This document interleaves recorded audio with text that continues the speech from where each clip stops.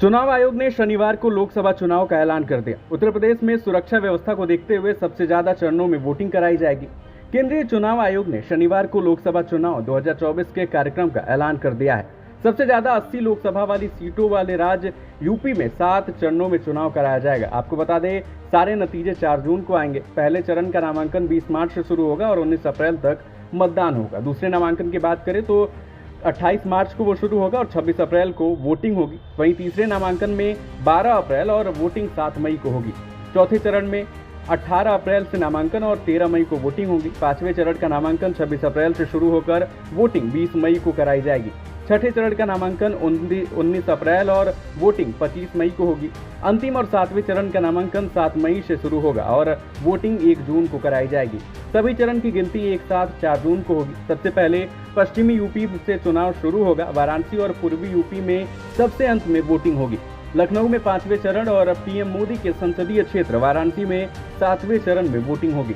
उत्तर प्रदेश की वाराणसी लोकसभा सीट से प्रधानमंत्री नरेंद्र मोदी तीसरी बार चुनाव लड़ेंगे, जहां आखिरी चरण में 1 जून को मतदान होगा। पार्टी ने अब तक यूपी के 51 कैंडिडेट के नाम की घोषणा कर दी और 25 सीटों पर भाजपा उम्मीदवारों के नाम का ऐलान बाकी है। 2019 के चुनाव में भाजपा ने राज्य की 80 में से 63 सीटें जीती थी, जबकि सहयोगी अपना दल ने 2 सीटें जीती थी। यूपी में 2014 का लोकसभा चुनाव भाजपा का सर्वोच्च रिजल्ट रहा है। अब भाजपा ने 80 में से 71 सीटें जीत ली और अपना दल को 2 सीट पर जीत मिली। सपा 5 और वहीं कांग्रेस 2 पर सिमट गई। आपको बात करें 7वें चरण की, तो इसमें 1 जून को मतदान होगा। इसके अंतर्गत महाराजगंज, गोरखपुर, कुशीनगर, देवरिया, बांसगांव, घोसी, सलेमपुर, बलिया, गाजीपुर, चंदौली, वाराणसी, मिर्जापुर और रॉबर्ट्सगंज में चुनाव कराए जाएंगे। Case of J&K, because of the some holiday, the date of one day would be different, date of security of nomination would be different, but date of gazette notification और date of poll would be common. Phase 1 में 21 राज्य polling में जाएंगे और phase 2 में उसमें से और राज्य जुड़ जाएंगे।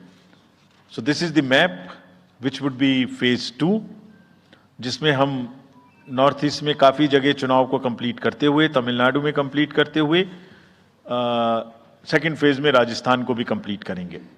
Phase 3 would be from 12th of April and date of poll will be 7th of May. इसमें भी टोटल 12 स्टेट्स उस समय में जा रही होंगी और इस फेज में 3 नए राज्य में चुनाव शुरू होगा। इसका मैप कुछ इस तरह से दिखाई देगा। राजस्थान हम कवर कर चुके होंगे, तमिलनाडु कवर कर चुके होंगे, केरला कवर कर चुके होंगे, गुजरात इसमें कवर कर लेंगे, नॉर्थ ईस्ट पूरा कवर कर चुके होंगे।